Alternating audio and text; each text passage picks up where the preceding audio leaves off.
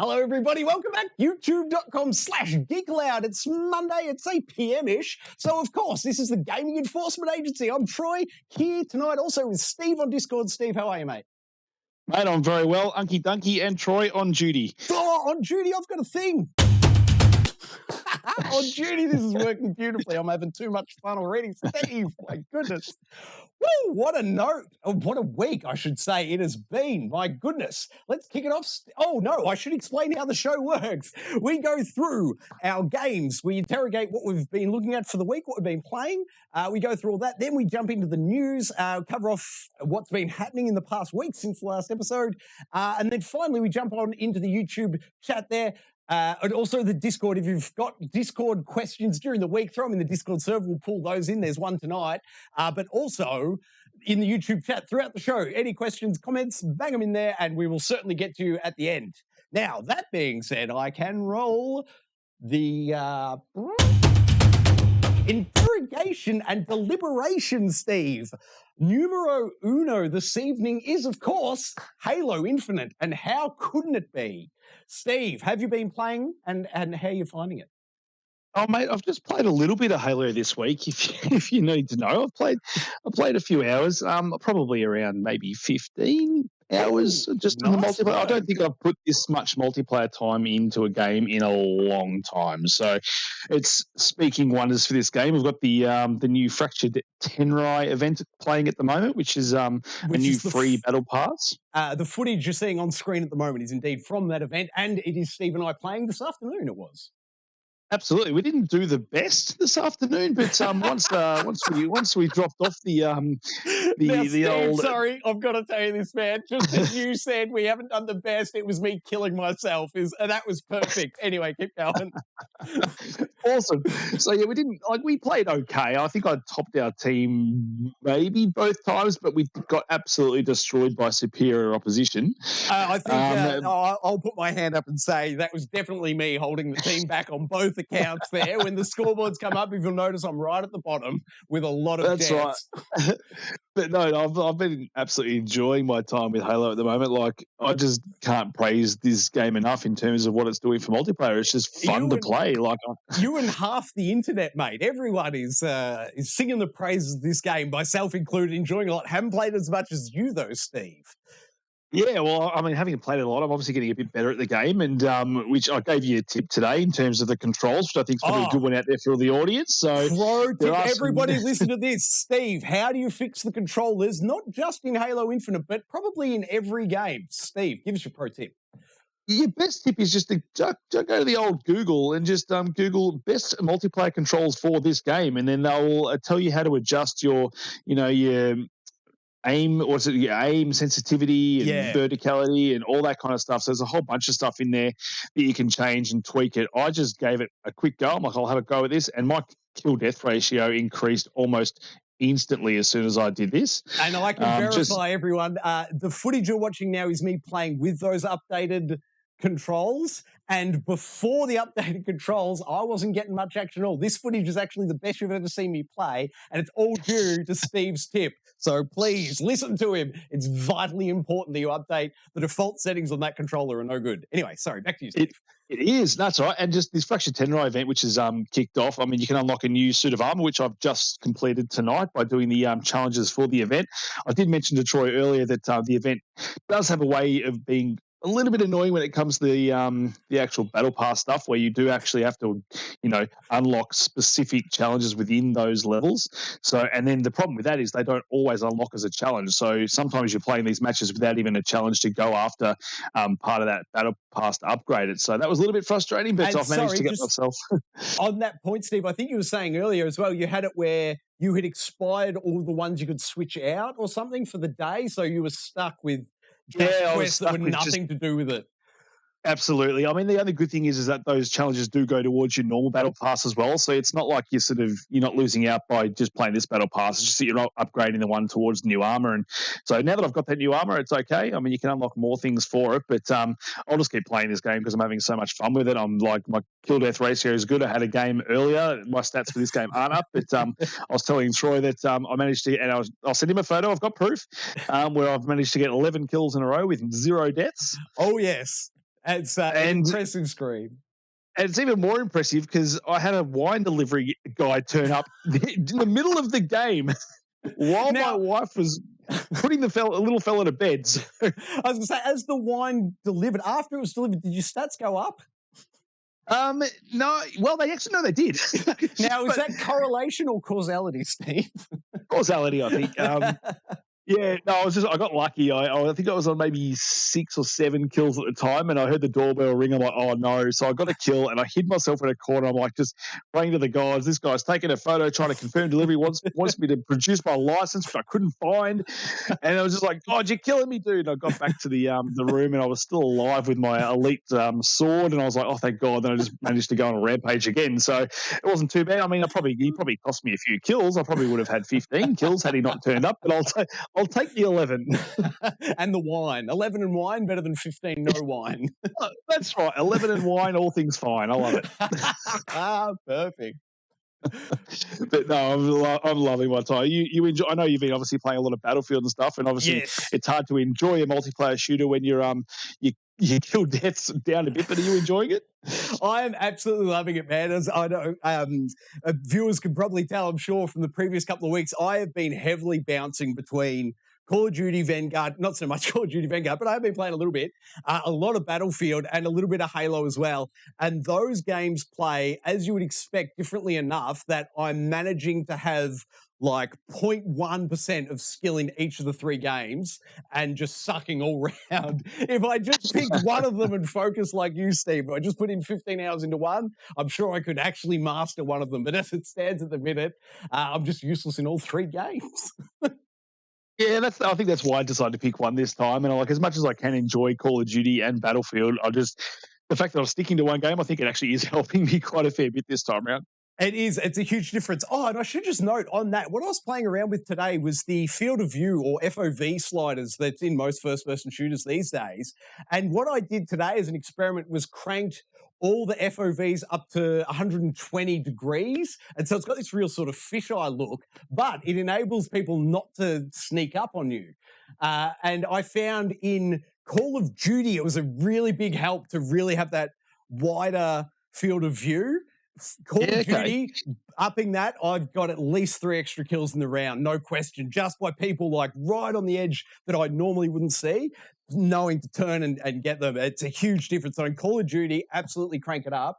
In Battlefield, I noticed no difference to my gameplay. Like, it's the slowness of Battlefield. Like Call of Duty is obviously a lot faster. Battlefield's a bit sluggish. Yep. Because of that sluggishness, the field of view sliders don't really give you an advantage. Everything's so slow, it doesn't matter. You're not missing it.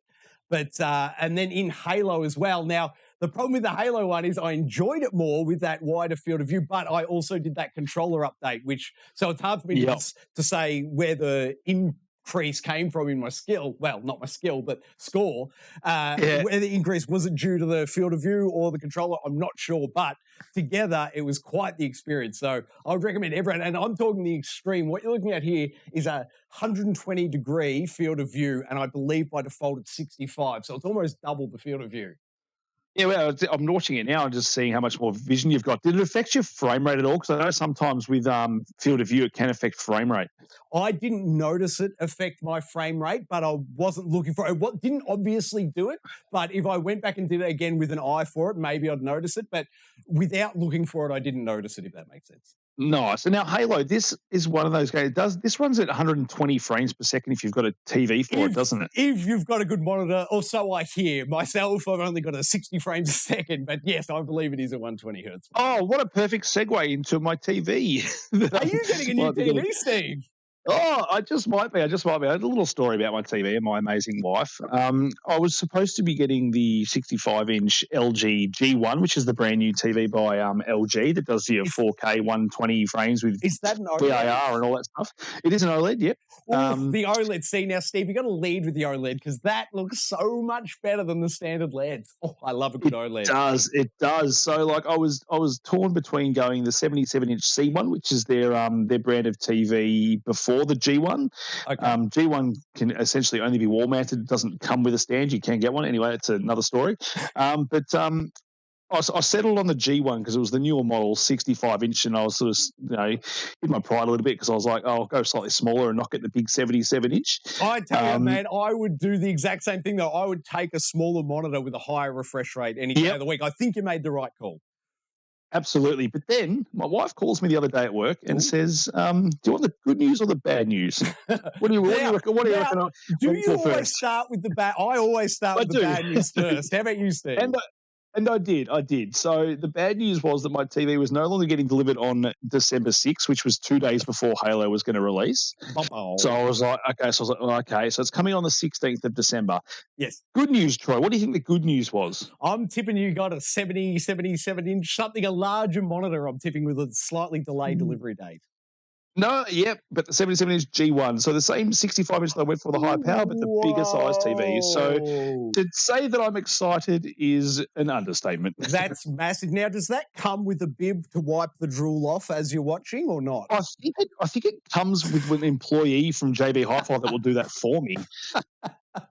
Between them hitting you with a fern leaf and feeding you grapes, of course.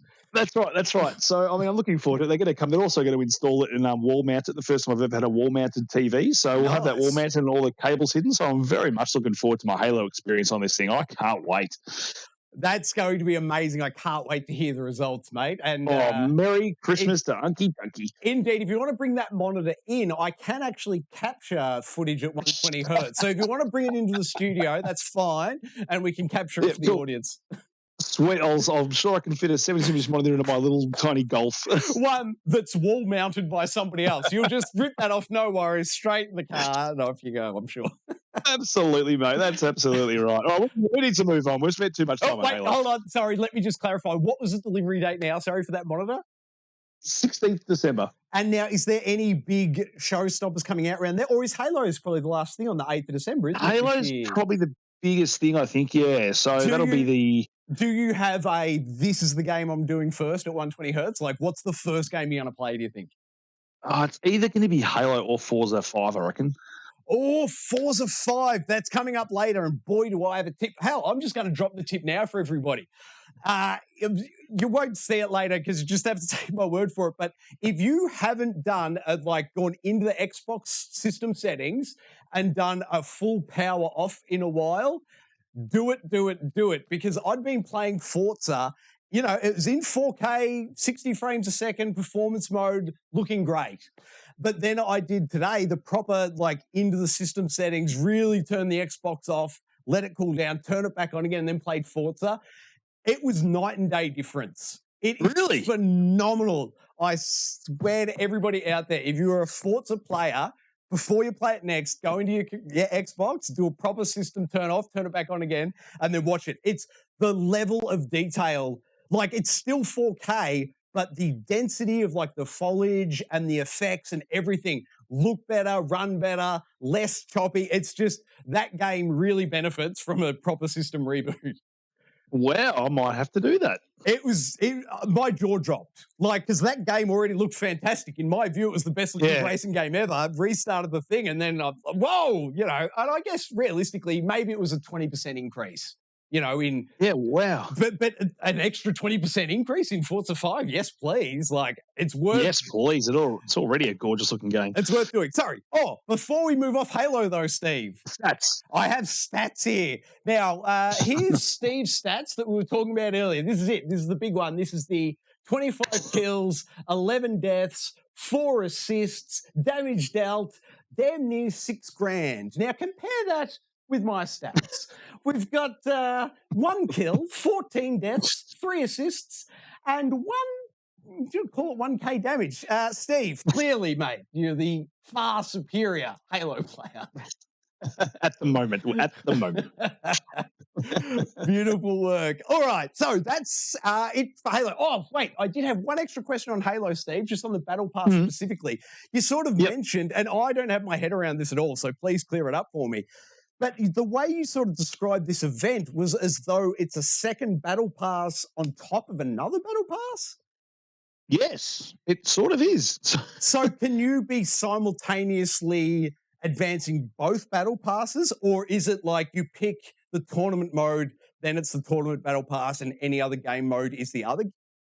Battle No, Pass? so if you pick the tournament mode, you can upgrade both battle passes. So, but you need to be in the event to upgrade. So it'll have like play matches. Like the one I had to do today was play 4 matches. Doesn't matter whether you win or lose in the event mode. And that's just the one challenge for that. And as soon as you unlock a challenge, you unlock a whole level of that game past or that level tier. Yes. But then any of the other ones you're getting, like how many kills you need to get, whatever, that's just in your other game, in your other tiers. So it's So if you for the battle passes. So with the smart money, like grinding battle passes, only be playing the event while it was on? I think so.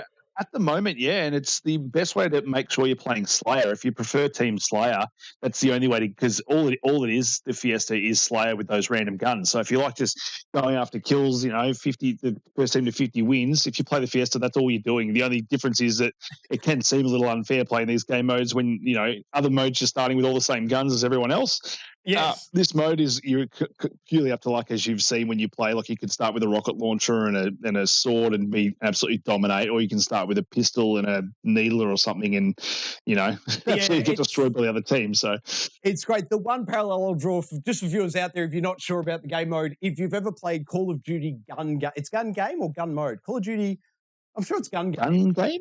I think it's gun game. And it's, if you know that mode, it's essentially the same thing. Like every time you die, you're getting new weapons, and it's that. But instead, in Call of Duty, it's like a mapped out progression. And as Steve was saying, in this mode, it's randomized, but it's essentially the same game mode. So that'll just square that away in your head. All right.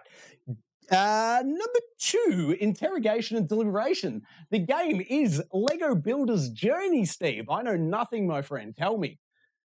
Mate, okay, you know how I recommended Unpacked to you and the kids a few weeks ago? Big success, still to this day, a success in this household. I'm going to do the same thing with Lego Builder's Journey. Okay, now I noticed here it's on sale for, I think, another 5 or 11 days. What's it on sale for? How much Xbox, you have to pay? Yeah, I think it's 20 or 25% off. I think it's typically $29 in Australia, and I think it's 23 or something at the minute. Yeah, I reckon I do that. It's not much of a discount, but I'd seen some really good things on the PC reviews and stuff when it first came out. It was like a really pretty game. Apparently, it showed off really good ray tracing. The Lego blocks looked real and stuff, which actually look really good on the Series X as well. But it's just the puzzle and the way you get to use Lego after you get through this sort of initial tutorial stage of for lack of better words, so the boring stuff, the easier stuff, it really becomes a really hard puzzle game, and you really have to think about stuff. It's really cute. The animation is incredible, as you can see in this footage here. Yeah. And you've got to pick up little Lego blocks. Sometimes you get the freedom to actually build how you want. They'll just give you blocks, and you've got to start building something. And every time you sort of use the blocks how they're supposed to, they'll chuck more blocks at you until you've built either a castle or something like that. And the beauty thing is, it's not multiplayer as such, but if you've got a kid that sort of, is struggling with the, how to, do the puzzle or pick up the pieces or whatever, you can play with 2 controllers, and both those controllers can control the same thing on the screen. Perfect. So it's perfect. So my little fellow, if he's struggling, I go, do you mind if I just use my controller and just pick up this for you and put this there? And he's like, yep, no worries. And I do it. And then off he goes again. But he was absolutely loving this. And I was just blown away by just the simplicity of it. It's just pure Lego at its best. It's got a little heartwarming story. You got to always try and get the little kid to his dad. And then some other things happen. And then this little robot thing comes out. And it's really clever and really fun. And I haven't played anything really like it. But in terms of, can I ask you on that point? Have you seen, because it looks to me, I haven't gone hands-on, but it looks to me from the trailer we just saw that it's similar to, now I'm blanking on the name, Toad. On the Switch, Toad's Adventure or something it's that small puzzle thing that you rotate around. Yeah, kind of like that, yeah. So it's like you're collecting stuff. Toad's Adventure or Captain Toad? Captain Toad's Adventure, yes. And also, just to your point on that, that has very good player 2, help your kid out. Exactly what you're saying in Lego. So I'm taking from what you're saying, if I had success, which I've had great success with Toad's Adventure and my boys on Switch, that this is a must play. So 100% Steve. And this is only 2 gigs, so it'll take you 2 minutes to download it. So it's not like it's and it's not going to take up much of your hard drive. The only problem is that it would be nice to be on Game Pass, I think. Well, but, I was just thinking that, Steve, the Lego games have a long history of going both in Games for Gold and Game Pass. So They do. this to me looks like I reckon he might just sit on my heels for about 2 months. I reckon maybe January I'll be able to play this for free, which is I think so much as well. more within my budget. Yeah, and it's not like a must play, but it's just one of those things. It's a special little experience. I think that you and the boys might enjoy. So I reckon if you get a chance and it's free down the track, definitely give it a crack. Yeah, nice. Well, 100%. This is 100% on my radar. And if there's extra money at Christmas, maybe we'll be picking up regardless of whether it's on Game Pass, because I can see this would absolutely fit my boys down to the ground. They love all the Lego games, so this is great. Ah, beautiful. Another great pro tip, Steve. Thank you. Keep bringing it in week after week, Steve. I love it. We need some sort of identifier for a kids' game recommendation, because you keep coming up with brilliant ones, mate. Nice. And they're not on the list. I'll just go a couple of games that I think I mentioned to you earlier that I chuck quickly because for their Game Pass. So you don't have footage of it, so it doesn't matter. But there was Deer Simulator, brought to you by the same guys as Goat Simulator, which was... And I played a little bit of that after you played it, mate. But yeah, go. It's janky as, but it's just... You'd think the game would run like really smoothly because there's not much to it, but it still glitches a lot. It's got a goat with a long neck. You feel like a Spider-Man, not a goat, a deer with a long neck, and you feel like Spider-Man flinging around the city. I gave it maybe 10 minutes at best, I reckon. I think you and I did the same thing. Now tell me, did you go up and try to ride a human? I did. No, I rode a horse as a deer, I think, and then I did that as well. I rode a horse, but then I found out you could get the big score multiplier is go up and ride a human, and you essentially take them in one hoof, and then it kind of puts you in this weird ragdoll mode every time you jump. And if you just jump down the street and bounce into every tree, your score racks up quick. There are some really quick and easy achievements to get in that one. Well, yeah, I did the turn 10 people into deer, which all you got to do is walk up to people and press up on the D-pad, I think. And so I got that achievement. I bounced. Yeah, as with, sorry, you just said it and I'm blanking on it now. Goat Simulator, isn't it? The original. Yes. That also has fantastic, if you're looking for like quick and easy, dirty gamer score, if you're looking for a quick achievement pops, both Goat Simulator and this one, Deer Simulator. It's not Deer Simulator. Absolutely. Is it Deer Simulator? That's right. Yeah. Goat Simulator and Deer Simulator. Perfect. If you're looking to farm some quick gamer score, go have a look at those titles. That's right. And the other quick one was Mortal Shell, which is a very Demon Souls-y type game, the enhanced edition for the Xbox Series X. Yeah, not bad. It was, if you like Souls game, at the moment, I'm not in the mood for a Souls a very slow sort of Souls game, but if you are in the mood for one, Mortal Shell is a very good version of one of those games, and it's on Game Pass now.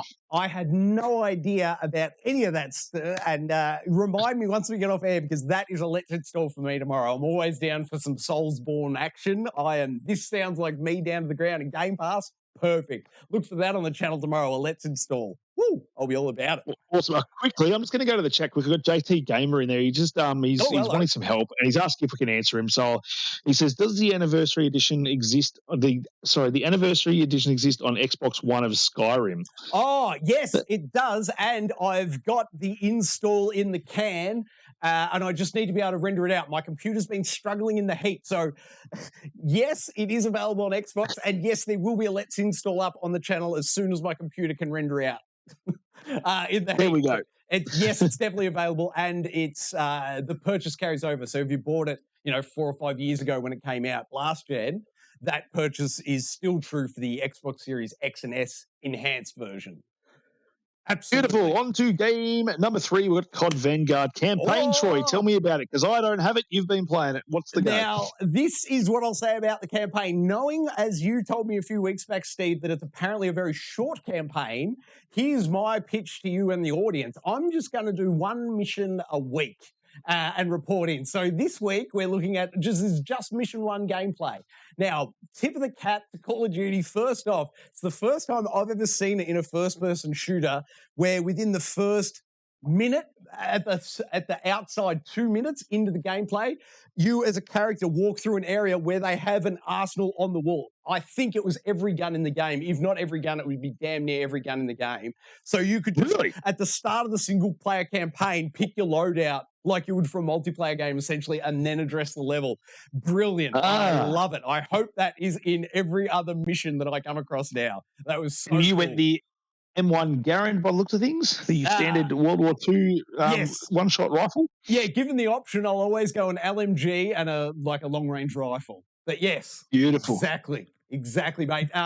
The shooting is great, like as you'd sense of the dual sense, it's not quite Krieg 6 blow my hair back because I'm used to it now. Like, yes, they've absolutely put in all that work and all the triggers feel different, the guns, it's fantastic. But now that I'm a bit used to it and maybe I expect it in there, it doesn't stand out to me as I'm playing unless I'm really thinking about it. So it's in there and it's great. And if you haven't experienced it before, you're in for a real treat. It's beautiful. phenomenal. Now, what's the in terms of the actual campaign itself, initial thoughts on it compared to last year's Black Ops? Well, last year's Black Ops really drew me in with the character development. And from what I can tell of this year's Call of Duty Vanguard, granted, I've played one mission, obviously finished it, and then it sort of cycles through and auto starts the next, but I didn't play it. It appears to be it's taken I want to say it was Battlefield 5 first did it, where it was like every campaign story is a different main character, sort of. Yeah. So See, I prefer my... I'm not sure if that is a correct assessment of the entire game, or maybe we're just bouncing off between two characters. I don't know. But we are certainly a different character between Mission 1 and Mission 2, which says to me, I don't expect the story will be that compelling. To me, I love one strong lead main character who I can sort of wrap my head around and, appreciate their world through their lens. And I find if I'm bouncing between different protagonists, it gets a bit muddy and you don't get a really clear narrative. So I'm not expecting a whole lot from an overarching narrative standpoint, but certainly as like a one and done, just fun Call of Duty mission, I had a heck of a lot of fun playing this. Good. It was just around here in the footage. Maybe we've just passed it. We have. I'm watching you try and kill a guy that's frozen. Yes, the frozen guy. That was exactly it. I was going to say, the one thing I noticed is the first time ever I've seen such a horrible glitch in a Call of Duty campaign in Mission 1. I submit this as another piece of evidence for my assertion that QA testing has gone out the window in a COVID situation, or the level of complexity of QA in a COVID environment is so much more difficult. They still haven't cracked the nut of how to do it properly. Either way, we are seeing way more bugs in games this day, and that bug to me was the worst we've ever seen in Call of Duty. Like, that guy was shot and killed and then just stayed there. It was weird. Haven't seen anything like that in Call of Duty ever. You took the words out of my mouth when it comes to a single-player campaign. I'm the same. I much prefer a single protagonist, tell a good story, and then jump between, as fun as the gameplay can be, like jumping between different characters, it does sort of take you out of it a little bit, and it doesn't make you as invested in the story. Yes. So I'm completely with you there, but as long as you're having fun and shooting bad guys, and, it is what it is.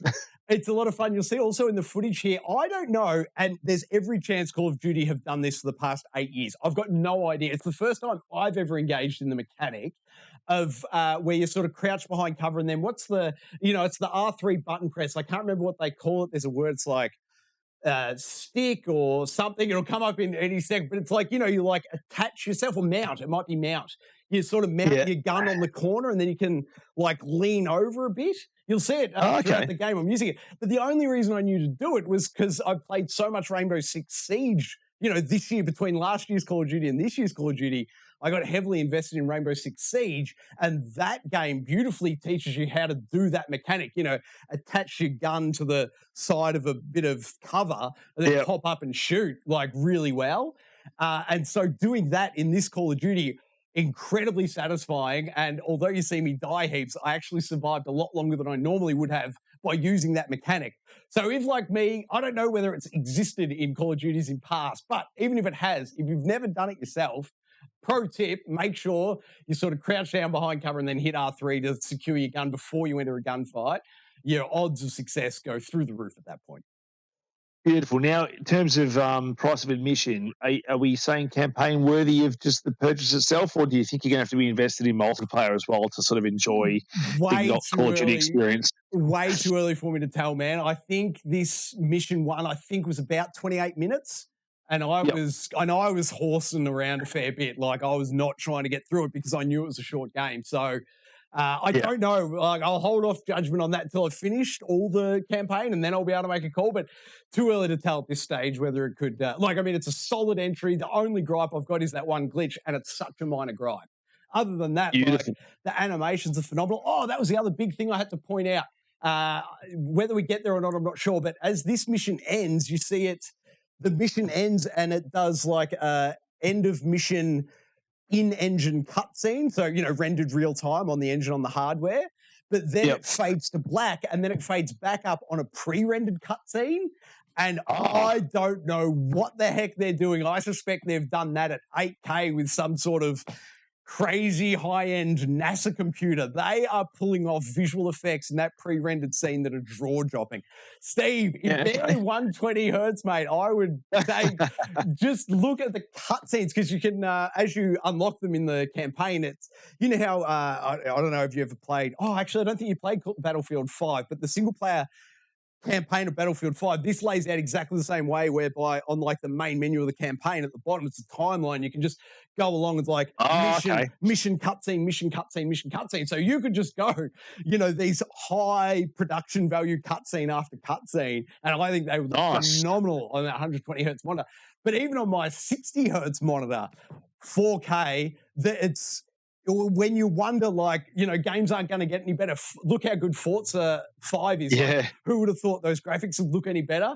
If you look at the end of the mission in-engine cutscene versus their pre-rendered cutscenes, I reckon the pre-rendered cutscenes are what will be our in-game cutscenes on the next gen, if you know what I'm saying. It'll probably take 7 years. So this right here, that we're looking at is the in-engine cutscene. I have zero control of this as the player.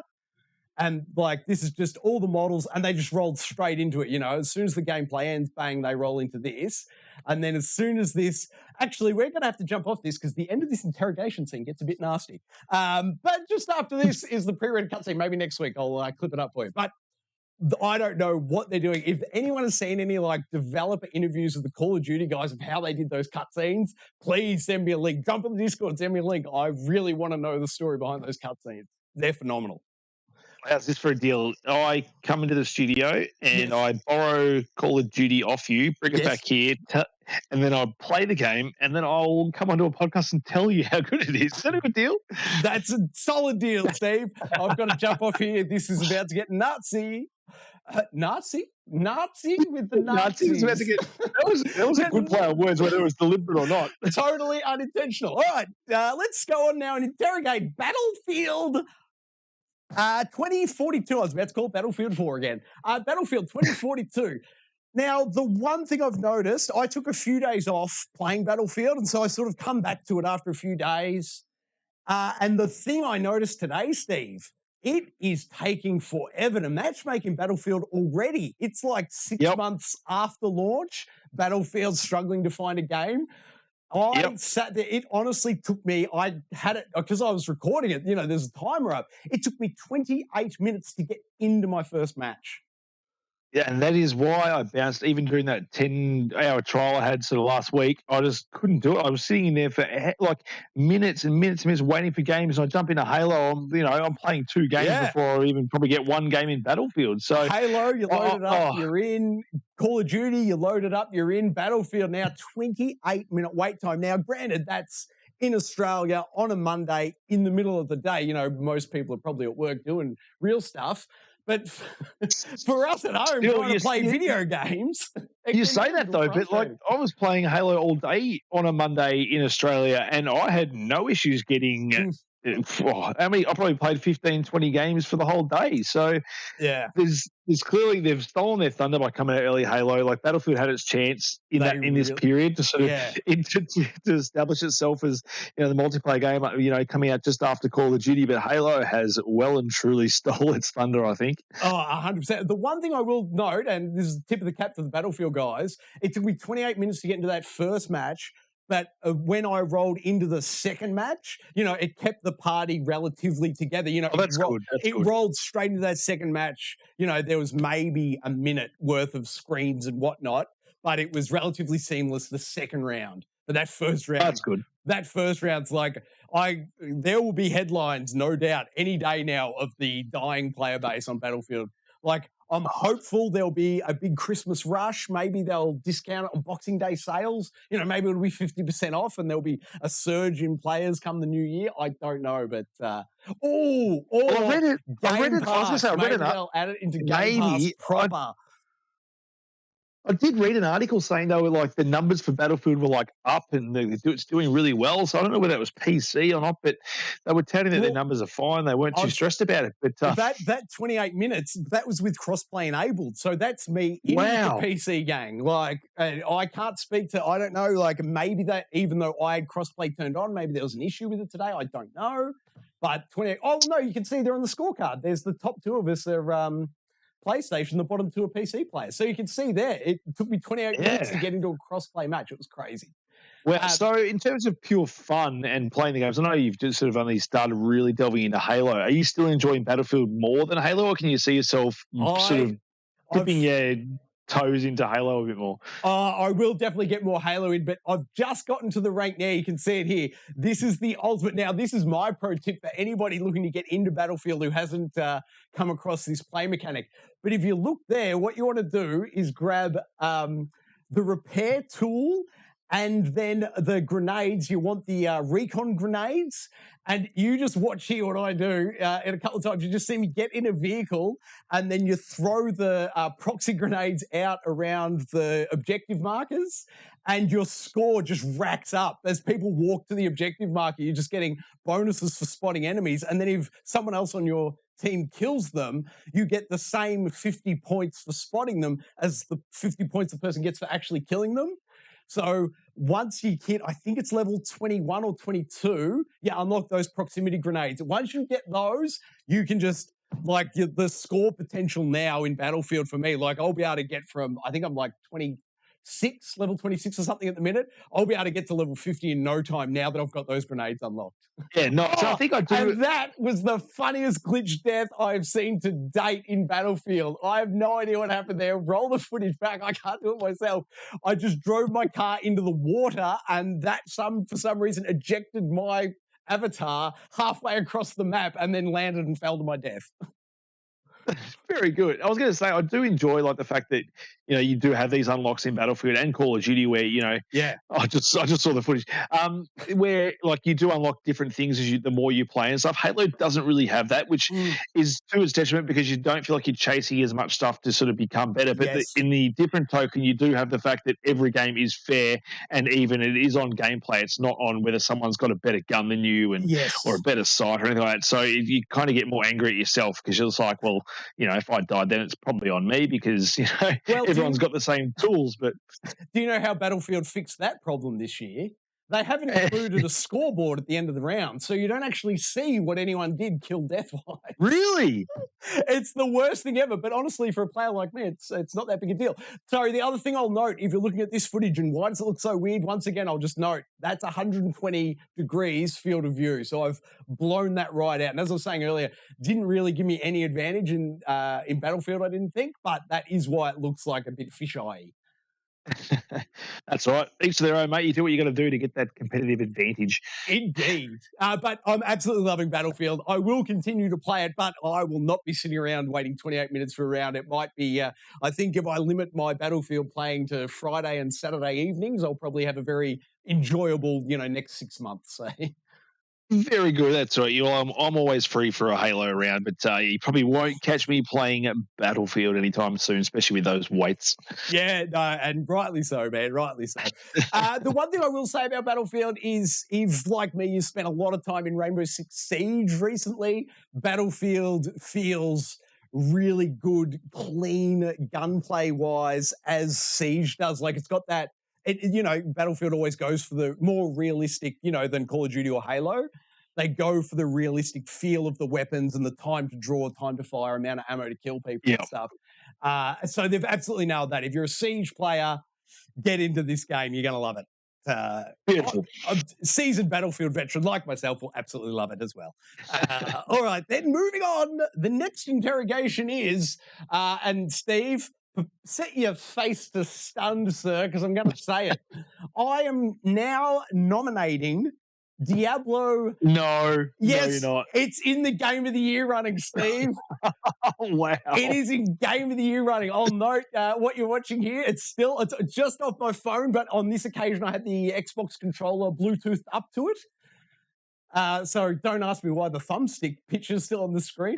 Turn that off. But if you look at all the little icons there, you'll see there, L1, R1, whatever. RB and stuff, and playing it on the controller is awesome, but they need to, like, it's still in beta, so they've got heaps of time. I'm not saying this is not a knock against the game, but a lot of the menus aren't controller friendly. You still need to lean forward and touch the screen to dismiss some of the menus, which is a little bit frustrating, but easily fixable. But phenomenal game. It's absolutely got its hooks in me. It's got a battle pass. It's got all the things I love.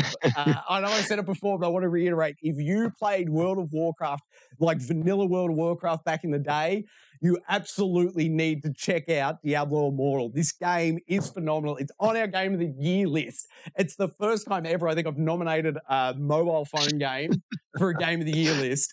But if you're an old school Blizzard fan, check this game out. You are missing out if you're not playing it. It's amazing. Oh, fine, Troy. I'll bloody install it, all right? It's so good. Well, now you have to, Steve, because you're going to have to tell me. I know. You're going to have to tell me why it can't come in second behind Returnal. Oh, what do you mean? Returnal may not get the Game of the Year this year. It may not, but I'll be fighting for position 1, Returnal, position 2, Diablo Immortal. Come with your arguments ready, people. Okay, yeah, all right, cool. I've got my arguments ready. Let's go. Troy, it's a phone game. That's number one on my arguments here. All right, and then finally this week, the last bit of interrogation we've got is the old Forza Horizon 5. But what I wanted to point out just before we get there to people is, Steve, do you remember the Forza Hub app? Now, it came out, I want to say, Xbox 360. It's several years old, but it gives you just there, you see, you pop it in the right, and I think it's every 2 weeks, they'll give you another pack of credits for every Forza game. So you can see there, Forza Horizons, and all that. They are adding, I don't know, it says there somewhere, I don't know, 20,000 or 40,000 credits per game or something. As I said, the app's probably 11 years old, but you can go in there every 2 weeks and get yourself more in-game credits. The one thing I'll note, for some unknown reason, they talk about Forza Horizon 5 in the app, but they don't give you credits for Forza Horizon 5 in the app. Every other Forza game, day and date launch, has been included in Forza Hub, and they give you the credits. For some reason, I suspect it's DLC nickel and diming. Now the game's on Game Pass. We have to make our money somewhere. Yeah.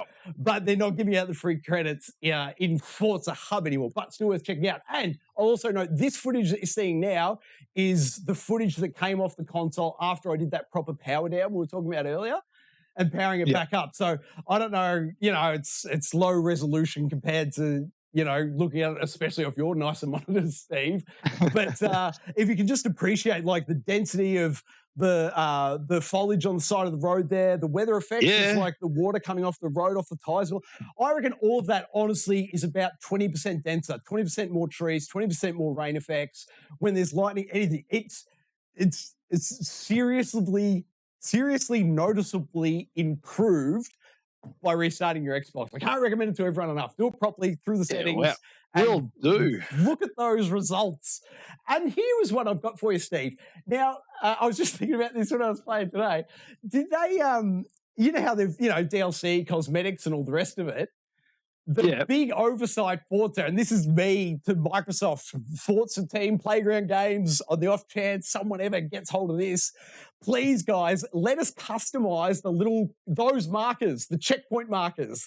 I want to do like the used car salesman, wavy arm man and stuff. Oh, wacky, inflatable arm clothing shoe man. Yes, exactly. Like, think of all the customization options you could do to those boring flags in game. I know that's like the most stupid Fortnite concept ever, but for me, I would have a lot of fun doing it, and you could totally charge me for some cool flappy bits, and I'd pay you. Absolutely. They do change for different events. Like you've got the street racing, they've got like the pink flares and stuff that come up, which looks slightly cooler than the green flags. But yeah, you're right. Like there's already that much customization in the game. Why not just chuck those flags in there? Give us something. Come on. Yeah. But other than that, absolutely loved the game. I was playing with the steering wheel. Did I mention that last week that I hooked up the old Logitech G1? I want to say it is. So it's the steering wheel with the force feedback. 920 degrees? I want to say lock to lock. How does it feel? Phenomenal, absolutely phenomenal. I need to spend more time with it in the dead zones. Maybe I should do what your tip was earlier and Google the best, controller settings. But as it is at the moment, I'm sort of chasing the tail of my car a lot.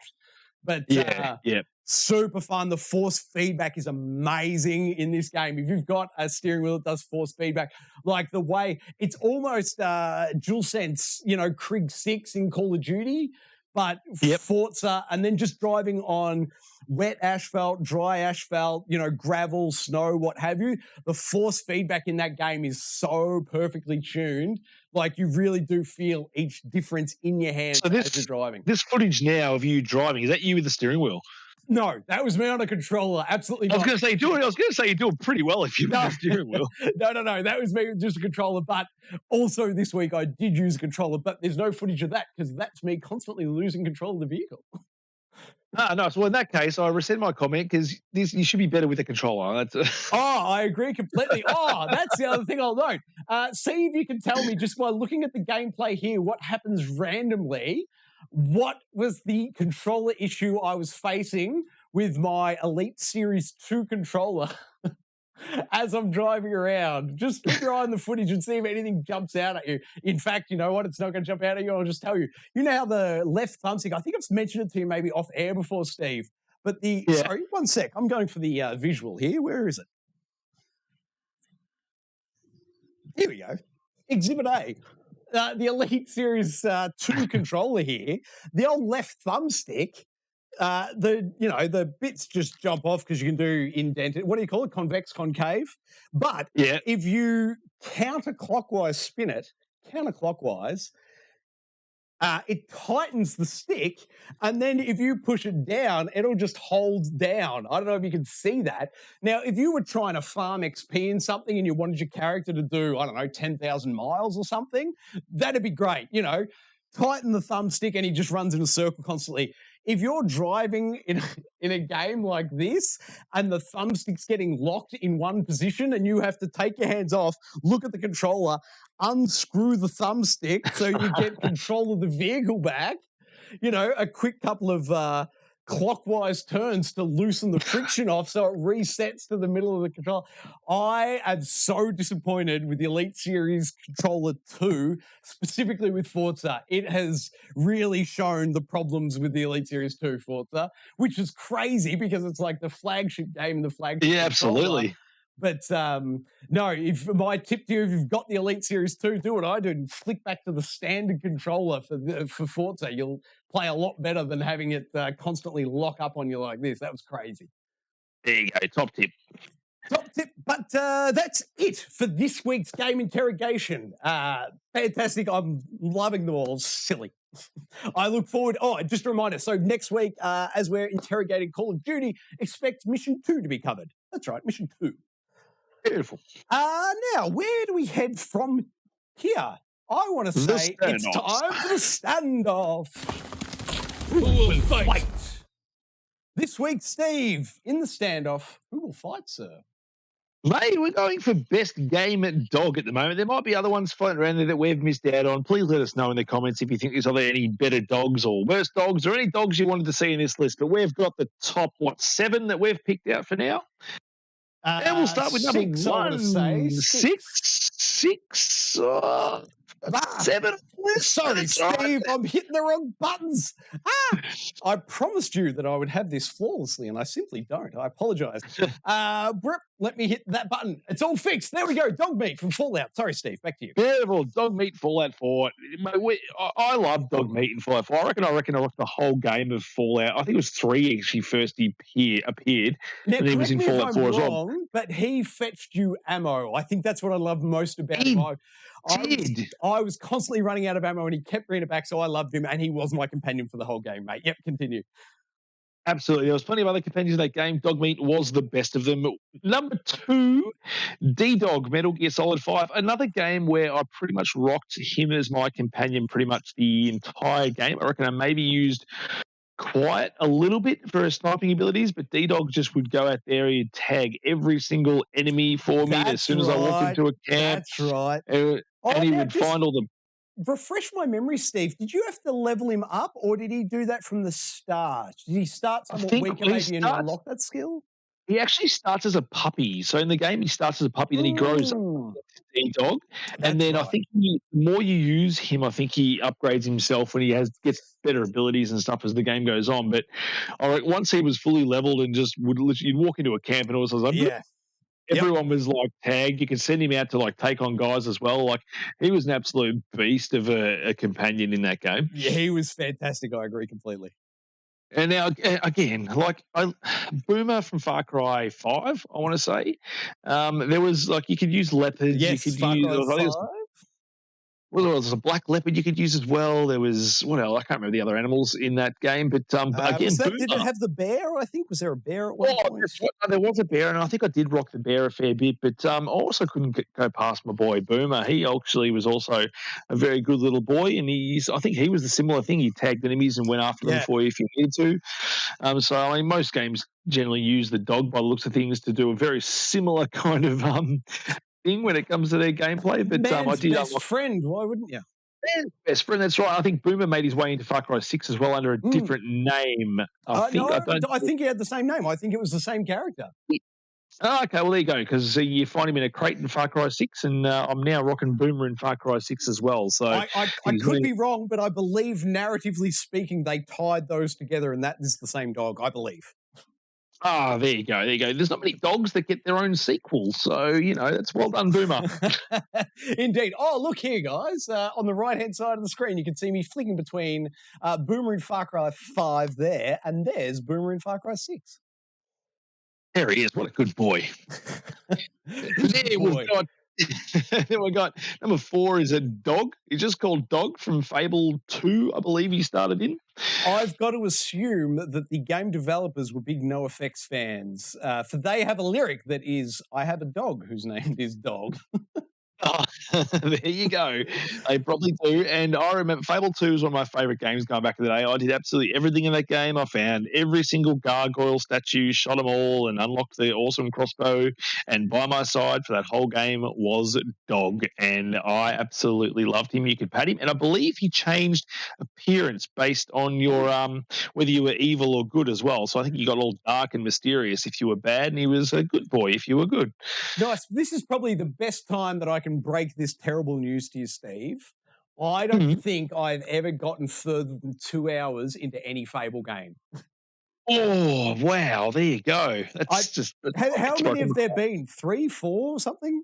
There's 3, 4's in development by our guys from Playground Games. I thought there was 1 or 2 spin-off games as well, I thought. There's Fable Lost Legacy, I want to say. Whatever the case is, I think I've tried 3 different Fable games, and never have I made it past the 2-hour mark. Oh, wow. I know you're a big fan, and I'm not trying to insult you or rile you up, mate. And I will give the next one by Playground Games, the Forza developers, when it comes out. I will give it a fair crack, but I'm not holding my breath for it holding me more than a couple of hours. No, I did go back and play Fable 2 not long ago on the backwards compatibility stuff, and it does feel like your character is sort of skating across the ground as opposed to walking, which was a bit weird. And back in the day, you didn't think anything of it, but it's obviously been passed pretty well in current game. Oh, yeah, but no, for me, and it's the big problem that I have with just about every game that I'm going to have a problem with, if there's too much reading required, forget about it. I'm not interested. No, that's fair. I don't remember there being a lot of reading, and I was pretty young when I played it. There probably was a fair bit of reading, actually, come to think of it. So I completely understand where you're coming from. And I could be totally wrong here, but I'm guessing, or I feel like, were the main characters never voiced? Were they always subtitled? Did you always have to read what the characters are saying in Fable games? I feel like the characters you're talking to are voiced. Yeah, no, they're always voiced. Your main character, I don't think, is, though. I feel like I didn't follow the narrative because I wasn't reading everything, and then I give up. No, that's fair. But Fable 2 is probably the best out of the whole lot. Fable 3 did a whole bunch of stuff with kingdom overtaking and decisions you got to make to run the kingdom, which I didn't really like. But that's definitely not what we're talking about. We're talking about dogs in video games. Yes. And the next one is Polter Pup from Luigi's Mansion 3. What a cute pupper this guy is. The best pup ever. Oh, and the image isn't loading. Let me try a refresh here. this could go a bit sideways. There it is. There he is. There he is. We talked about Luigi's Mansion 3, like probably an episode, maybe 2 or 3, where I was back playing that game. But this guy, he's adorable. Like, tell me that's not the cutest ghost you've ever seen. Totally is, man. I absolutely love him. He's brilliant. Polterpup, like he's up there at the moment. He might come number 1, but let's see who else we've got on the list. Number 6, a game I've actually never played in my life. I couldn't even tell you what type of game it was. Mr. Parappa the Rapper. He apparently is a dog. I don't know what. Does it say? You check the wiki. Does it say what kind of dog he is? If I had to guess, I'd say he was a beagle, but I could be wrong. I'm quickly scanning now. I have never played it myself, but my understanding is that it's a music rhythm game. Okay, all right, yeah. So back in the days of when was the first Parappa the Rapper? Was it looking at the 1996? It's saying 94. Game development started in 94. Excuse me, development started in 94. There you go. I can't see anything about what type of dog he is, but he's definitely a rapper. He's a rapper of a dog. He's a rapper. So he's on the list because he's a very well known, well known, iconic. Now here's the big question. I have no idea. Did he make? What was it called? The Fighter, or PlayStation All Stars Battle Royale, whatever that game was called. Did Parappa the Rapper make it in there? I wonder. Oh, he probably did. There's a lot of characters in that game that probably shouldn't have been in there. But, he probably did make it nice to look at that, but he's definitely an iconic PlayStation character. I'm not sure how many people would know, like obviously this generation now growing up would actually know who he was, but was he iconic enough to make it into Astrobot, the PS5, bundled in game? You know how that was like a very much nostalgia trip of the consoles. I don't remember seeing Parappa the Rapper in there, unfortunately. So sorry, dude. PlayStation. I feel like maybe he was in there in the what's the the machine where you go in, you spend 10 coins or whatever, and you get to go on the Lucky Dip machine, and then it fills in the little things. I think maybe there was a Parappa the Rapper in there. Anyway, I've gone off on a tangent. He might have been. They've snubbed him otherwise if he's not in there because he's an icon. Indeed, he is. And then number 7, how can we not forget the phenomenon that was the Nintendogs? Ruff, ruff. Nintendogs. I never played it, but I have forever heard about it. You're going to have to tell me about Nintendogs from the start, Steve. Mate, I was working at EB Games when Nintendogs came out, and let me tell you, we couldn't sell enough of these things. There was really, mate, everyone's favourite was I think it was the Lab and Friends one, which was the green one, which is the Labrador. So everyone wanted the Labrador. So we sold a lot of those, and we ended up with a lot of the little toy poodle-looking front cover. I think it was a brown front cover one. But these things kept racing out the door, and all it was just essentially like a Tamagotchi with a dog. Oh, there's a little friend, the Dalmatian one. We sold a fair bit of Dalmatian and Friends as well. But these things was like an absolute phenomenon back in the day. Like everyone just couldn't get enough. Metacritic 83.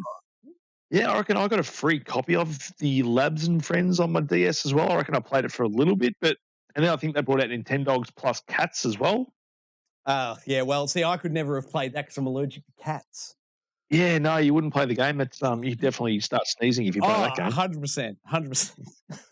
No, but going back to our list, what do we have? So we've got Dog Meat from Fallout. We've got D-Dog from Metal Gear Solid 5, Boomer Far Cry 5 and 6, Dog from Fable, which almost starts to get the win just because his name's Dog. Pup, Luigi's Mansion 3, the cutest ghost pupper ever. Parappa the Rapper, the PlayStation icon.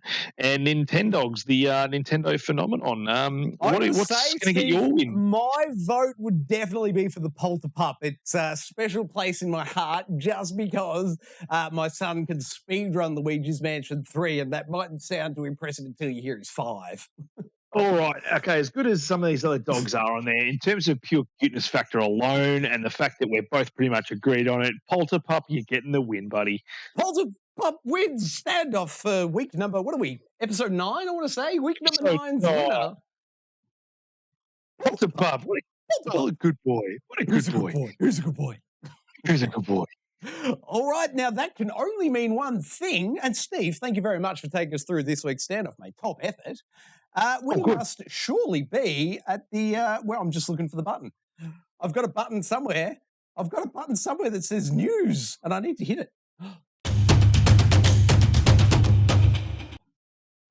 There it is. News. First up now, I don't know anything about this, Steve. Tell me things. I'll read you a headline. Returnal DLC possibly being teased by developer Housemarque. Now, DLC. This is the first I'm hearing about it. I saw this. I thought of you straight away. I was going to send you the link. I'm like, no, I'm going to pop it in the doc and see if he actually looks at it, and just to get him excited, whet the appetite. That is incredibly cool. Do we have date? What info do we have, Steve? Tell me. No, so there's not a lot there. They're sort of teasing us at the moment. There was I think it was a tweet that went out with a photo from an image that looked like it was in the game, and all it said was Atropos ... and then hashtag Returnal. So it looks like it could possibly. It was nothing that we saw in the game. So it's like, hey, are we no longer in Atropos? Are we in somewhere different for some DLC? Are we returning to Atropos in a different level? I don't know. But the Game Awards are on December 9, so I feel like they might be teasing something for the Game Awards. What do you think? Well, this is the first time I'm seeing this image. And my first question, Steve, has there been much sleuthing? This looks like somebody's taken a photo with their phone of a monitor. It looks like I'm seeing a monitor surround an actual just normal human backgrounds around the monitor. So was this an official tease, or it looks like somebody just snuck off a little picture and then posted it? It's from Housemarque themselves. Like Housemarque have tweeted this thing from like one of their monitors. So whether they're in game on a monitor, I don't know what's going on. But that's wild. Here we go. So I'm going to make a bunch of wild assertions based purely off this image and me knowing this existed for the past minute. Here we go. What you're seeing is that monitor is actually on a road case. So I'm going to assert that this is a still taken from a mocap studio. I reckon they're doing mocap for Celine for Atropos, and that is like an on-set photo of a monitor that has the CG render. So I don't even know who the actress is who mocap Celine, but that actress, I bet, was standing just off to the right of that shot in front of a green screen. And I reckon that was her feedback for actors, though you're in this environment. Now, I'm guessing you haven't actually read the article at all. No, you've only just not at all. But the fact that you just said that, it does say, could it instead be some type of ad or live action trailer? So no, that to me, you could be on the money. That to me looks exactly like. Bit of personal history. I used to work in the mainstream media, for all the big networks here in Australia. So I've been on my fair share of shoots, and that to me screams I'm in the middle of a production shoot, sitting on a road case, and the only reason they would have a monitor on a road case like that. Two of them. One, it's like they're rehearsing for a new state of play. And this was the on-set state of play. Hey, we're trying this out. Have they announced, is there a state of play coming up in December that we know of at all? Nothing yet. It's just the Game Awards at the moment. Tell you what, if they announce a state of play for December, I'm going to argue that this photo was taken on the set for the warm-up for that. Like, this will be the rehearsal of the state of play. Total speculation for me. Let me say that again. I reckon this is a behind-the-scenes, on-set shot of the state of play rehearsal where they're doing the reveal and somebody snook a sideways photos. Or the other alternative is, as I was saying before, it's a mocap studio. Selena's just off camera there performing whatever action they need for the DLC.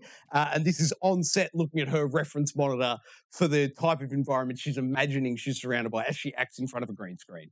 It's one of the two is my tip. I reckon you've probably nailed it on the head, but it's all remains to see what they're actually doing it for, whether it is DLC, whether it is just an ad for Returnal, and they're going to replug it sort of just before Christmas. I don't know, but I'm excited. I'm at the start of the prospect that they could potentially be doing some DLC for our potential game of the year. We'll have to wait and see, but mate, it gets me excited. You've lit me up, Steve. You've lit me up in ways that I didn't know were possible. Now, the only other thing I'll say off the blurry bit in the background that I don't even really know what it is, but I'm going to propose, is it possible that that thing in the background is a crashed ship and what we are is a low-angle camera shot above some water? That's just, a bit of environmental rock or one of those, creepy statues that are throughout the game. That's a statue or a rock that's just shaped like one sitting in water, and off in the background, I reckon, is the ship, and it's crash landed on whatever the planet is that isn't Atropos. How about that? Look at you. You've got the glasses on. You've seen that. I reckon you might be 100% on the money. That could be the ship in the background there. Ship in the background. Helios. It's Helios, isn't it? It's the old Helios. Now, no spoilers for the end of the game, but what state do we leave Helios in? Is it flyable? I remember at the end of Biome 3, you see it cutting a lap. Yeah, I don't believe it's flyable by the end of the game.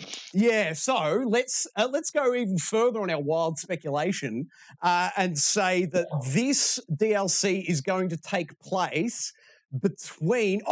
This DLC will be the Selena's life after she left Atropos at the end of Biome 3 before she comes back for Biome 4. That's what this will be. So the DLC is exploring Selena's other planetary explorations for, was she NASA? I'm pretty sure she was an astronaut. Yeah. I reckon it'll be another NASA mission post her return from Atropos at the end of Biome 3. This will be some other planet. That's that other ship. It may or may not be the Helios, who knows? But that'll be the other ship crash landed. That'll be the opening cutscene, and they were mocapping her coming out, and it was her first time seeing the new planet and reacting. All right, I heard it here first. Dude, if you get this correct, I'll give you my 77-inch TV. Oh, I'm going to hold you to that, Steve. I'm going to hold you to that, sir. I hope you live to regret that statement. I bet you do. Speaking of expensive things, let's go to news story number 2. News story number 2. YouTuber offers a 10 grand reward to anyone who creates a multiplayer mod for Zelda Breath of the Wild. Terms and conditions apply. Now, I know a little bit about app development, and I got to say, for 10 grand, you are not even producing the briefing document to produce the game that, you would go. That price is incredibly low. Yeah, it'd be funny if Nintendo's like, all right, here you go, here's your multiplayer, give us your 10 grand. Oh, even better. They've been sitting on this mode. They release it for DLC at Christmas, and the price tag for anyone for the DLC is 10 grand.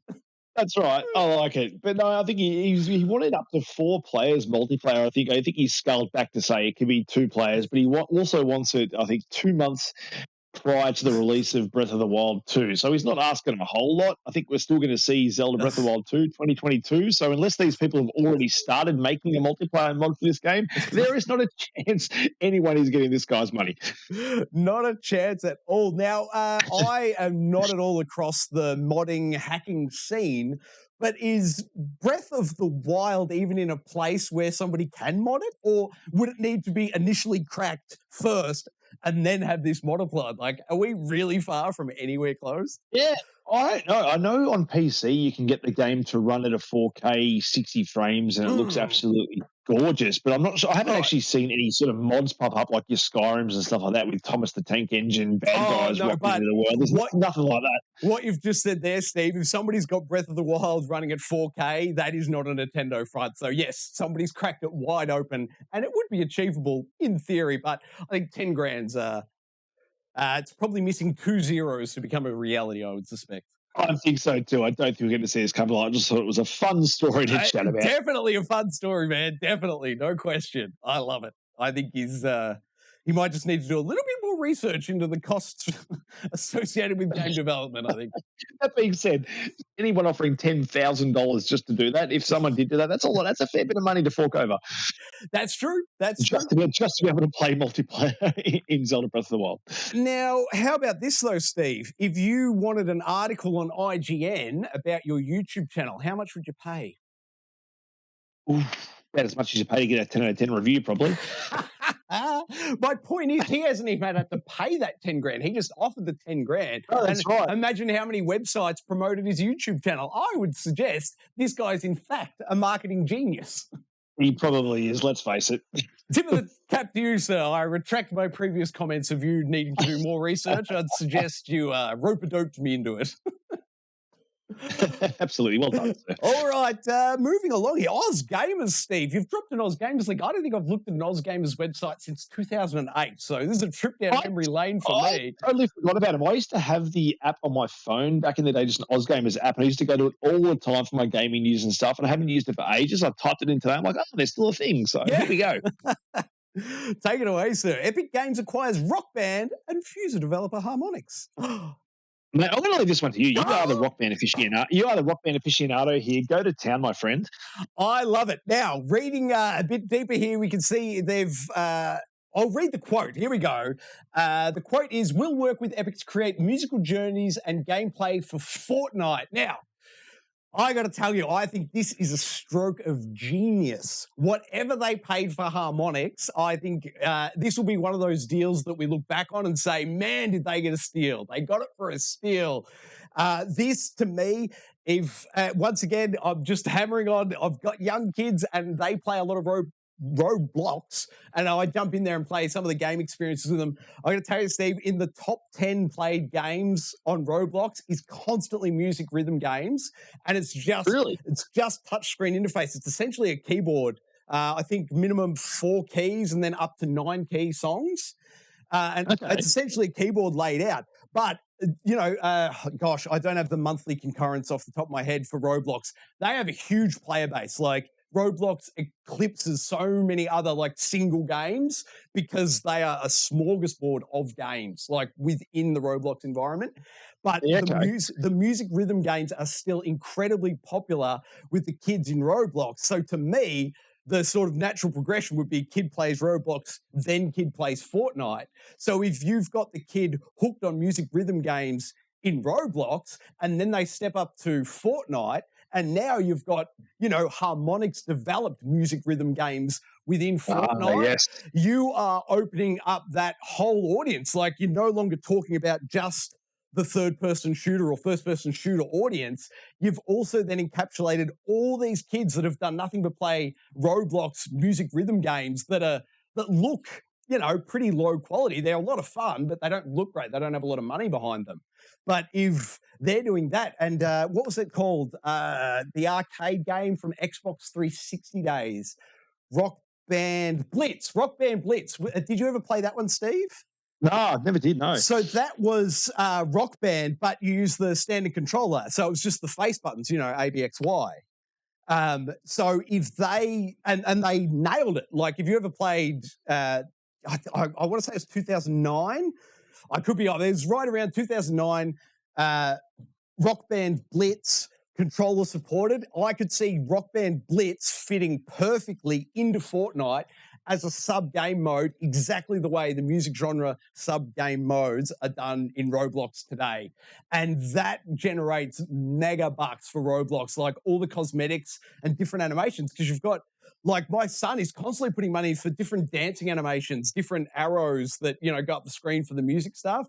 That is a total cash cow for them on Roblox. This is a masterstroke by Epic. They are going to make hand over fist cash from the cosmetics that the Fortnite people throw at it, but also they are, as I said, that player base, their potential player base has just increased massively to so many of the kids that play Roblox. Like, this is a stroke of genius. So I tip my hat to Epic Games. Well played. I think so too. And just to think how much money Epic Games has as well, like the amount of stuff they'll be, even for Harmonix, if they want to go out and make like new Rock Band stuff, they've got all this money to play with now. They've got all the development teams and stuff from Epic to actually work with them as well. So it can only help them as well, I would have thought. Yeah, it's going to be good in both directions. And what I love is a bit further on, or maybe it's not in this story, but I did read a website's reporting on this. I can't remember who now. I apologize. It was either IGN or Video Games Chronicle. Sorry, guys. I wish I could source you appropriately. But they were stating, now I've lost my train of thought. Dang it. Harmonix. I've lost it. But all good. Rock Band Blitz, I reckon as soon as whatever, you know, season or whatever of Fortnite that introduces this Harmonix purchase, I'm willing to bet you will almost instantly see the equivalent of Rock Band Blitz from 2008 or 2009 within Fortnite, and that is a stroke of genius by them. They are doing wonderful things. The real gotcha for me, Steve, will be is if Fortnite starts to support the old Guitar Hero guitars or Rock Band guitars. Oh, can you imagine? I want to run around a map of first-person shooter shooting people with my guitar. This, to me, would be phenomenal. We'll see. We'll see what the future holds, eh? That's what I want to see. I love it, though. Great work, Epic, and it's great to see Harmonix's big cash injection. I hope now that this opens the window for, I don't know if you're into this, Steve, but for the hardcore Rock Band enthusiasts out there, you guys will all know that each disc, like Rock Band 1, Rock Band 2, Rock Band 3, all had the song export option. I think it was $10 or $15 you would pay for the license. And if you had like the Rock Band 1 disc in and then you paid $10 for the DLC, it would give you the export license. So then in Rock Band 2, you also got all the Rock Band 1 songs. Oh, that's good. And then in Rock Band 3, you could have all the Rock Band 2 and 1 songs. And then in Rock Band 4, you could have all the songs from 1, 2, and 3. But they turned off all those licenses like 5 years ago, so you can no longer do the export. But I'm hoping with Epic Games' purse behind them, maybe they'll go back and turn on the export feature, and I can beef out my library by, a good 80 tracks. Well, let's hope so, mate. My fingers are crossed for you. We'll call that one a pipe dream, but, I'd love to see it. Yeah, why not? Speaking of Fortnite, I think that's our next story. We go, nice little segue. Indeed, it is Fortnite skin leak roundup, Spider-Man, The Matrix, and more. Ooh, yeah. So you already know I'm a sucker for skins in Fortnite, and I've purchased. You're a sucker for skins in general, Steve. I don't think we need to be specific about Fortnite. How much have you spent on Halo? Oh, don't ask. Moving on. Moving on. No, this one, Spider-Man, that's obviously a massive one. We've just obviously had Spider-Man's about to release in the Avengers game as well. I think on the 30th of November, we'll see him on PlayStation as well. Yes, in Marvel's Avengers, Spider-Man is exclusive to PlayStation. Is the same true here for Fortnite? Do you know, is Spider-Man only coming to the PlayStation? No, I believe he's across all platforms in this, which is a bonus, which is something I can't say about the Avengers one. Yeah. Because that means that Fortnite are paying Sony the licensing rights to put it on Xbox. Like, there is a serious price tag attached to that. Yeah, we talked about Epic Games, how much money they've got, though, so it's probably nothing for them. Nothing for them when they've got Fortnite money behind it. But again, it's going to be weird watching Spider-Man run around with a gun and shooting things. I doubt he'd be swinging from his webs in that game. But that being said, the Avengers game's adaptation of Spider-Man looks equally as poor. He may as well be shooting guns in that game because it doesn't look great. Anyway, we're not talking about Spider-Man in Avengers. But do you know, in this, can we shoot our web at another player's gun and rip it out of their hands? Because that'd be cool. I'm going to doubt that you can, unless they have some kind of. Yeah, I know, but I mean, he's going to look cool, so probably drop money anyway. Shut up. Now, my interest is in the Matrix skins, though. I assume this is the new movie tie-in. Oh, I think it might be, and I think anything is Fortnite. Oh, sorry, not Fortnite. Is Matrix tied to Disney at all or not? Oh, I'm not sure. Village release a Village Roadshow? Village Roadshow, who's their parent company? Ugh. I'm not sure, but either way, any big franchise, you can bet your money that Fortnite's going to dip its toes into it. Like, you've got The Matrix coming out soon. There you go. December 22nd, Steve. The Matrix is in theaters. Hey, there you go. So you're going to see that. There's a list of other ones that look like they've been data mined as well. You got Matt Reeves, the Batman. I've already got a couple of Batman skins, but Uncharted, with the Uncharted movie coming out, so you'll probably see Nathan Drake in there. I would imagine. Will it be Nathan Drake or will it be Tom Hardy? Will he be Spider-Man? Will they use the same character model for the Tom Hardy? Not Tom Hardy. What's his name? Is it Tom Hardy? Tom Holland. Tom Holland. Thank you. Will it be the Tom Holland character as both Spider-Man and Uncharted? God, I hope not. You would like to think they'll use the Sony Nathan Drake, but anything can happen. Who knows? Well, it's going to be the movie tied, surely. Like, do we know the release date of the Uncharted movie? It's January, I think. So yeah, well, you can bet then it is based on the Tom Holland version, mate. It probably is, but I know we've seen other characters like Master Chief. You can obviously get on the PlayStation as well as a character. Yes. So I wouldn't be surprised if you just see the likeness of a normal Nathan Drake from. Yeah, and they have God of War, don't they, on both consoles? They do, yeah. Got Kratos as well. Yeah, you're right. There is precedent. Okay, I'll stand. Yeah, so I reckon I reckon they'll go with Naughty Dog's Nathan Drake in that, albeit a slightly sort of more, cartoony version of him. But you might see him in a Sully or a Chloe, I don't know. But that's true. Ooh, and this is probably a good time to drop in. Hopefully everyone remembers, I'm going to say 6 months ago, Sony did a $250 million investment in Epic, I believe. They did. So we know that they're the companies themselves are working together closely. So yes, I would suspect them sharing assets would definitely be on the table. Absolutely. So, I mean, there's a few there that I'll probably think about getting, even though I play Fortnite, once in a blue moon, as fun as it is every time I jump in. There's so many other things to play. Yes. It's been a long time since I've played around a Fortnite. And as mentioned, it's possibly like the Screams Ghostface guy and Halloween's Michael Myers. I'm not sure if that fits Fortnite.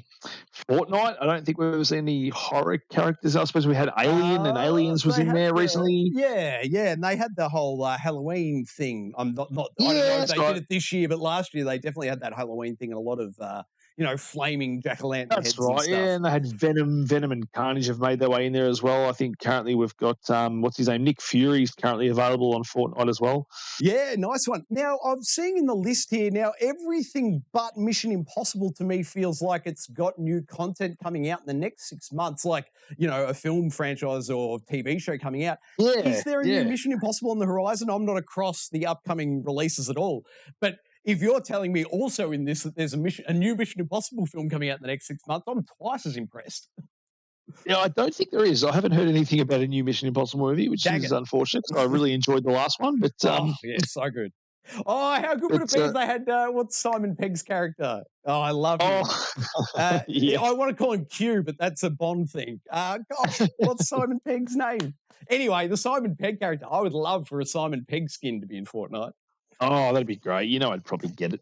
Benji. It's Benji. Benji is his character name. No, you're right. Good call. Good pull. All right. Well, I love it. So eyes peeled for Fortnite. Nice. I love it. Next up is Halo Infinite has Sesame Street Easter eggs. Steve, tell us things.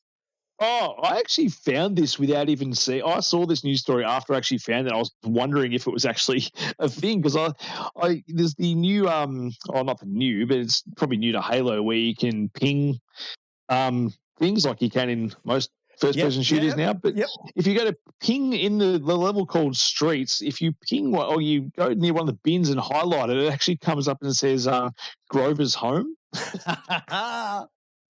And Oscar the Grouch. So Grouch's home, and I'm like, what? That seems like a Sesame Street thing. So I sort of looked it up, and I saw this story. I'm like, it is an Easter egg for Sesame Street. So I'm like, I reckon there's going to be so many of these types of Easter eggs in the main campaign for Halo when it comes out. I just thought this was a very cute little story, and just funny that someone's thought to do it.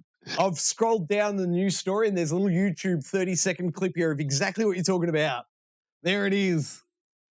Beautiful. There's the bin. I just think it's a small little thing that some developers just managed to sneak in there. I'm just trying to think of how many other things they could possibly be having in these games. So, is there any audio accompanying it? Like, did they sample his voice or anything? No, nothing like that. Nothing like that. You sort of, blink and you'll miss it, or if you're not even looking for it, you won't even find it. I don't even know what I was pinging. I think I was trying to ping a weapon for a teammate or something. Then I just saw it pop up.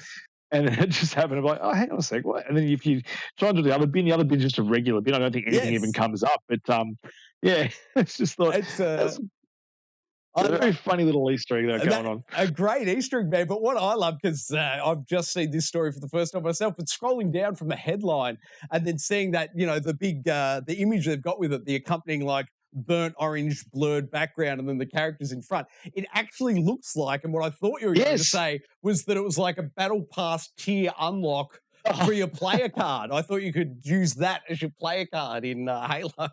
Oh, it'd be so good if you found that and just got your little Oscar the Grouch player card. That'd be amazing. Maybe they'll integrate it in the future.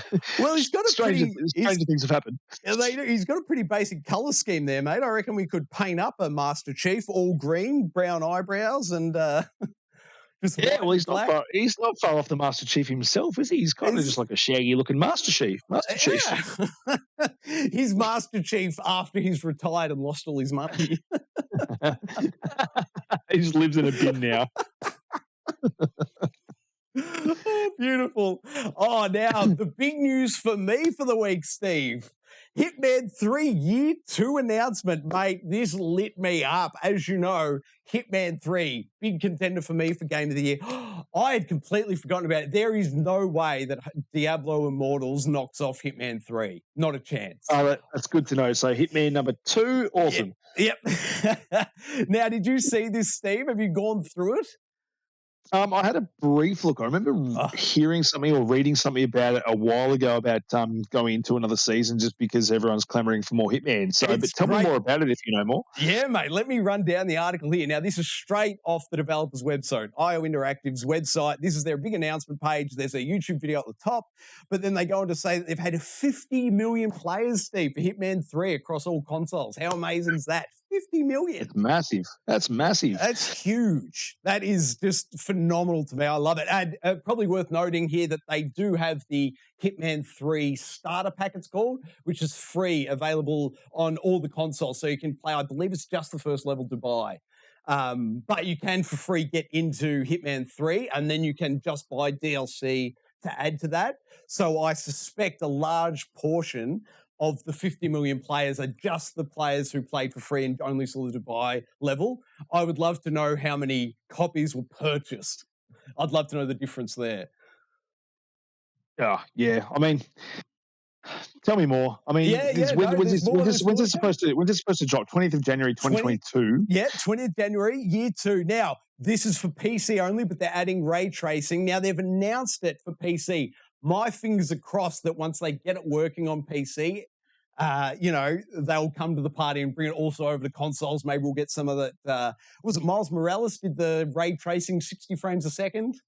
They did, yeah. So hopefully we see stuff like that. But I mean, that'd be awesome to come. But even though that it's ray tracing is just a PC, still an awesome addition. But then the big one, Steve, PC VR. Now, previously it had only been on the PlayStation. It was exclusive VR experience there, and it was so limited by the technology. You felt the old PlayStation VR headset. Now, of course, compared to, I've also got the HTC Vive Windows mixed reality headset, which night and day, so much better, and is phenomenal. So, like because I can't even remember exactly the specs offhand, but I want to say it's like 900 pixels on the PlayStation VR, but it's like 1,400 on the PC.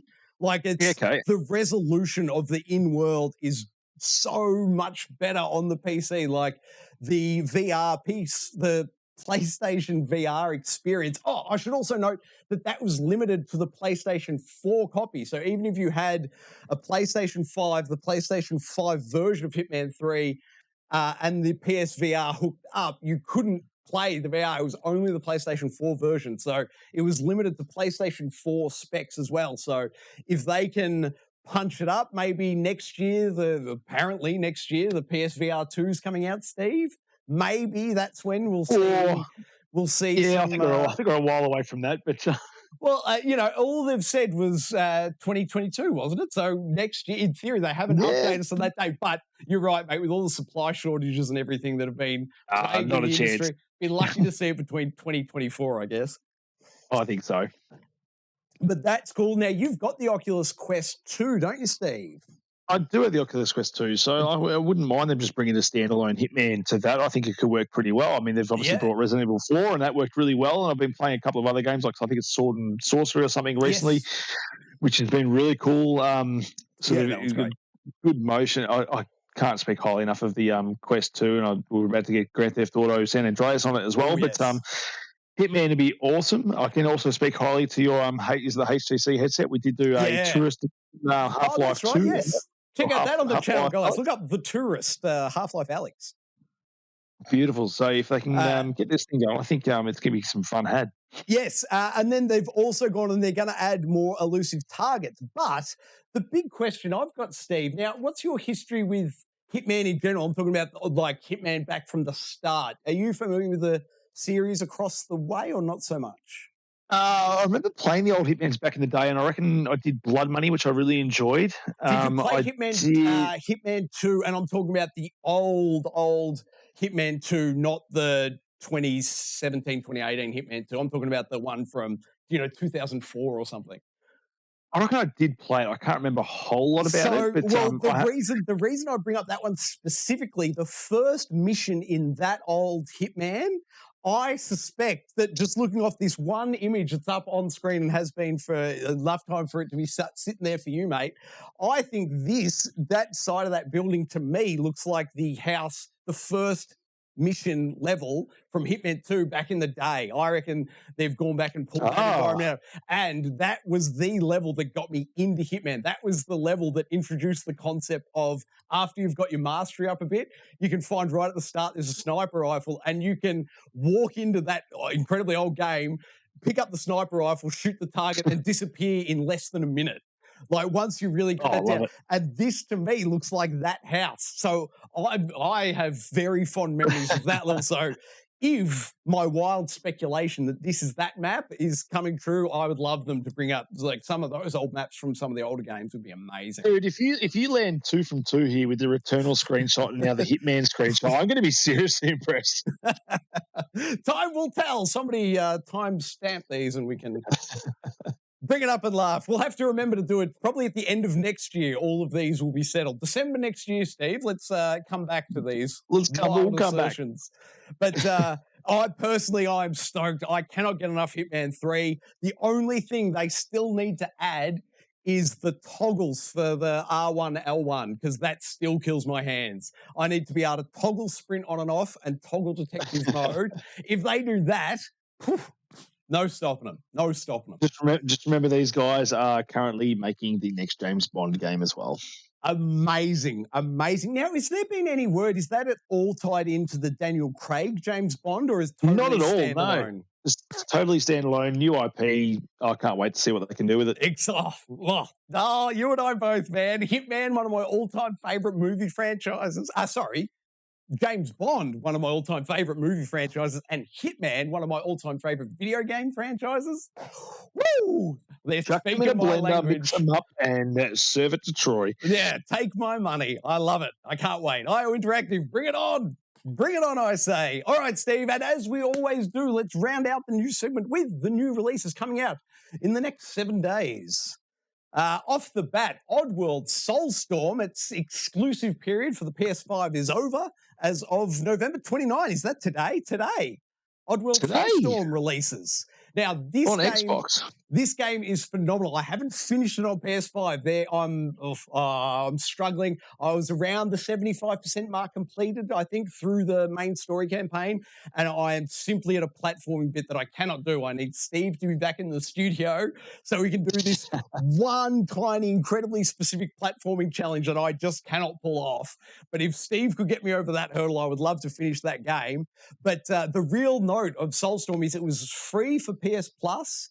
I don't know if it's on Game Pass, though, for some reason. I think you have to pay for it. There's been no announcement, but I would suspect that the developers are obviously happy to take the lump sum up front. So I wouldn't be surprised to see it in Game Pass in the near future.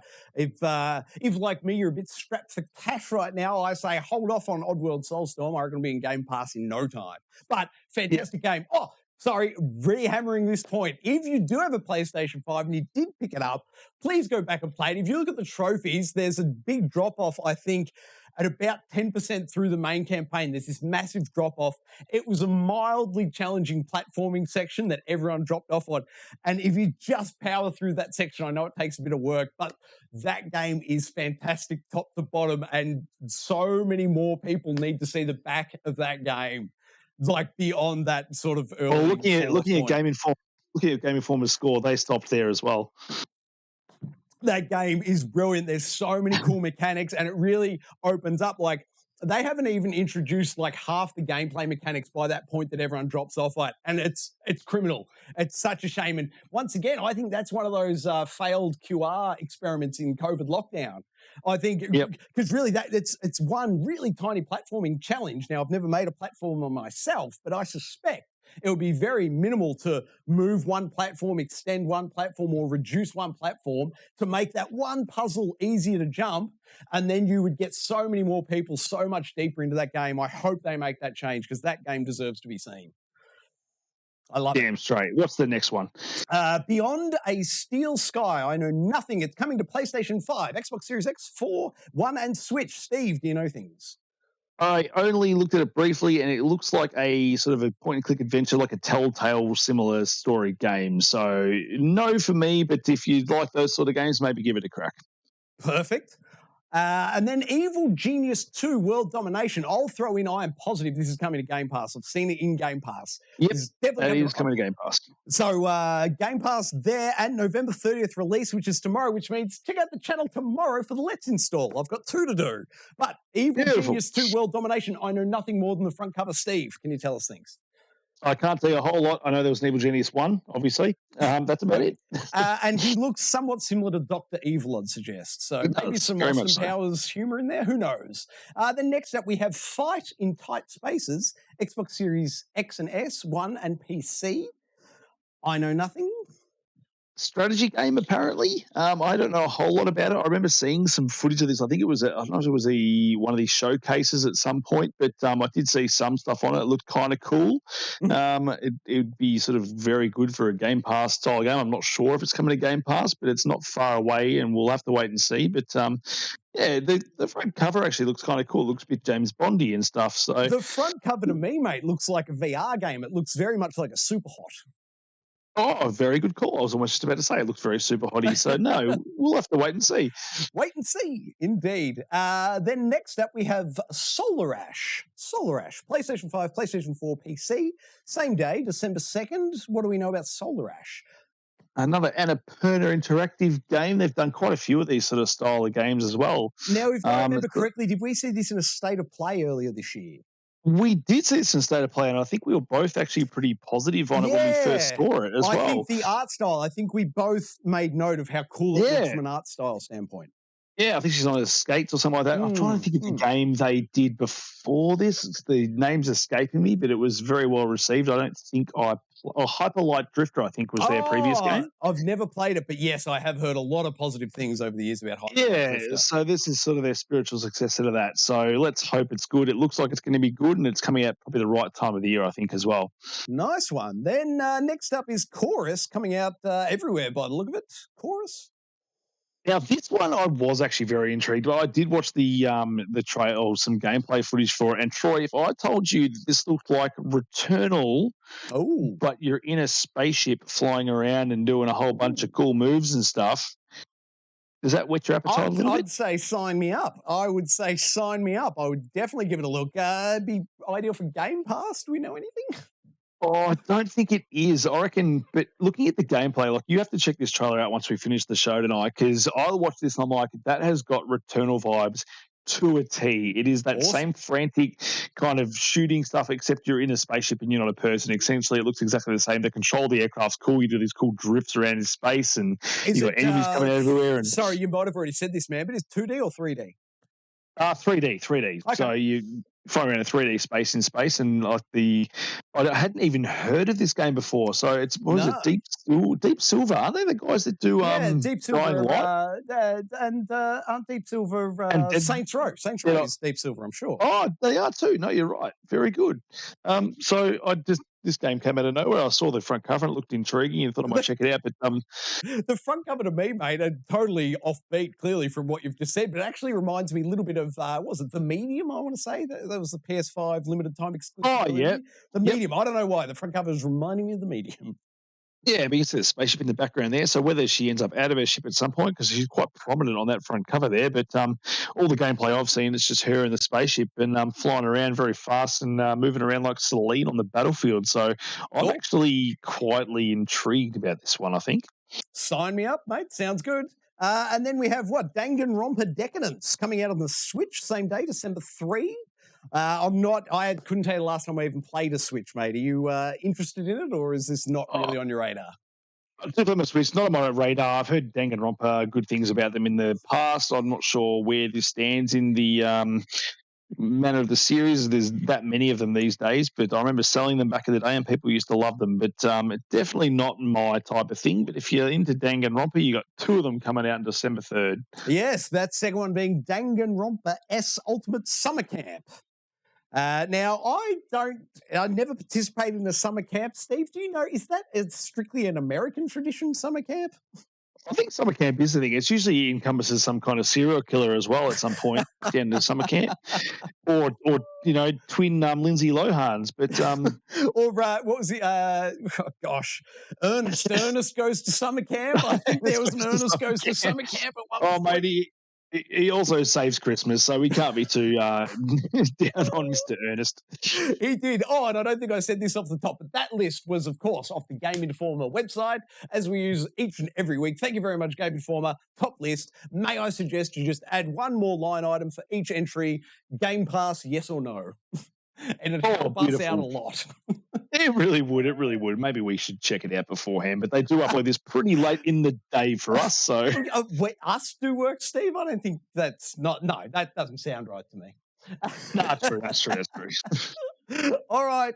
So that takes us through successfully the news interrogation segment, which brings us to audience interrogation this week. Steve, have you been across the YouTube chat? Do we have things? And I have one up my sleeve from Discord.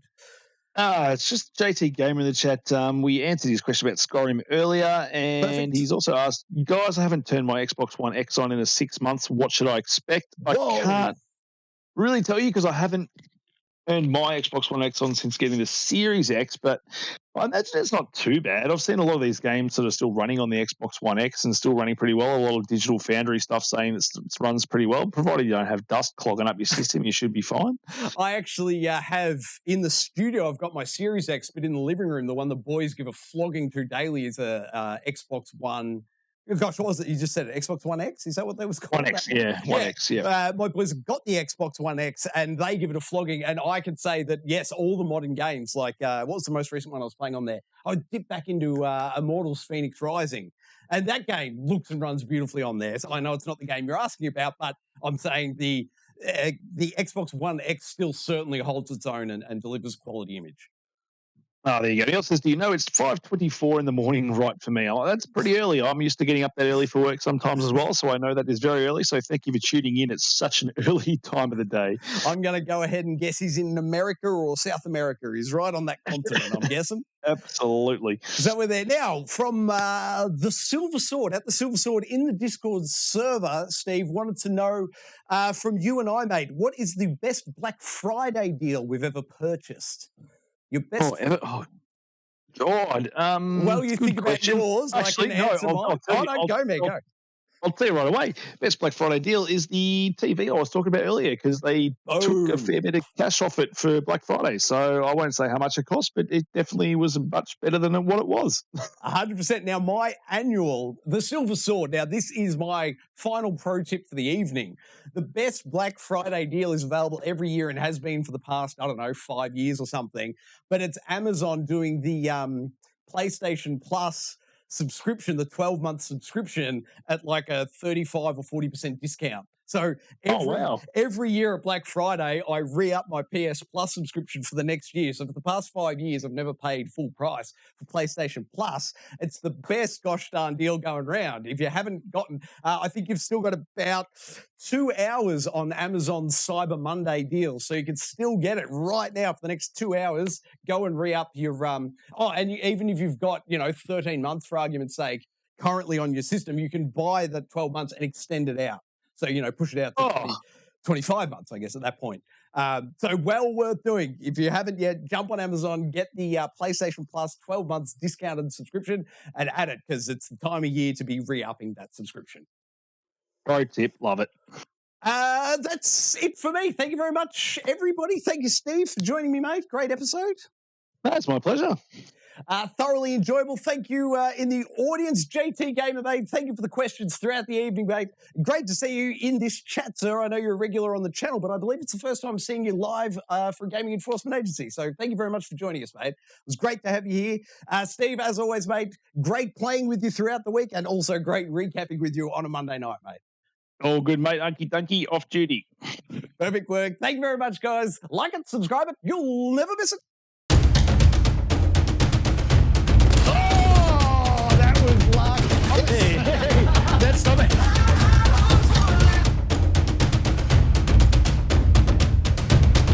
love everything about it. Ooh. Fire splash! Old Uncle Donkey. Donkey.